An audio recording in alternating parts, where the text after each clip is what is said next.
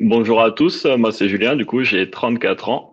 Je travaille dans le secteur du sport santé au sein d'un institut de kinésithérapie. Avant ça, j'étais coach de CrossFit et ça fait à peu près 12 ans que je suis dans ce milieu-là professionnel. Et est-ce que toi, tu peux me dire quelles étaient tes problématiques avant de rejoindre l'accompagnement? Bah, avant de rejoindre l'accompagnement, en fait, j'avais quelques connaissances vues sur les réseaux sociaux, sur la bourse, mais pas vraiment de stratégie d'investissement, pas vraiment d'analyse. C'était un peu du hasard, donc c'était un secteur pour moi qui représentait quand même un risque parce que j'avais pas de vraie méthodologie pour appliquer des choses. Donc c'est ce qui était aussi un frein pour moi pour me lancer dans ce domaine-là. Et du coup, j'avais aussi suivi une formation sur les crypto-monnaies pour le coup, qui avait Ok. été plutôt assez porteuse de ses fruits. Donc, je me suis dit, bah, il faut que je fasse pareil pour la bourse et me former, hein, tout simplement. Il y a des informations un petit peu sur Internet, etc. Et toi, je suis curieux, pourquoi est-ce que du coup, tu as décidé de pas aller simplement regarder sur YouTube et essayer de bricoler, on va dire, et pourquoi tu t'es dit, OK, là, il faut quand même que je me forme, que je prenne un accompagnement one-to-one pour aller de l'avant.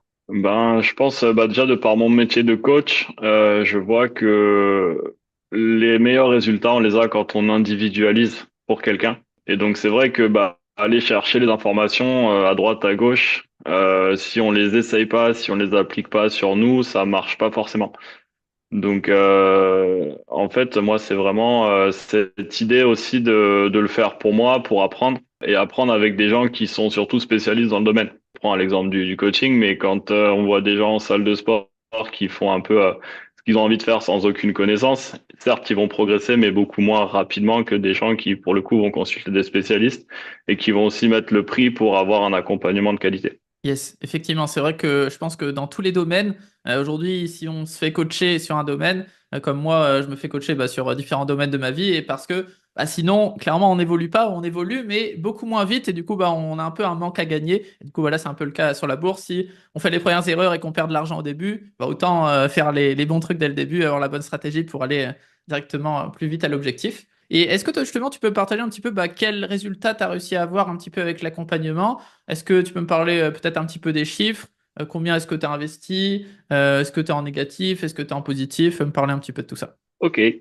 Alors moi, depuis l'accompagnement, bah, les premiers résultats déjà que j'ai obtenus, c'est une vraie méthodologie pour investir. Donc ça, c'est pas des chiffres, mais en soi, c'est important de se dire qu'on crée une espèce de routine qui va nous pousser à chaque semaine, chaque mois, faire un peu les mêmes choses et créer une habitude. Donc ça, déjà, c'est les premiers résultats que j'ai, c'est vraiment ça, c'est de me dire chaque semaine, ah, je fais un petit check-up de mes actions, de ce que j'ai envie d'aller voir, d'investir.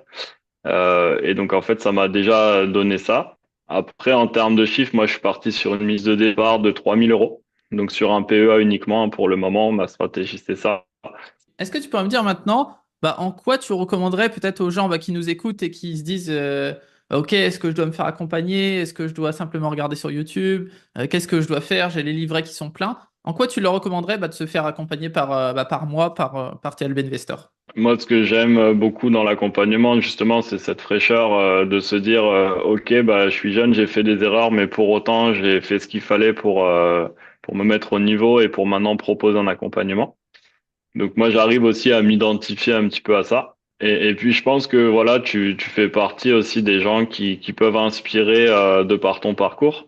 Et aussi dans le sens où les informations que tu partages, que ce soit là ou sur les réseaux, c'est pas du marchandage et tu vends pas du rêve en fait. Tu vends des choses concrètes.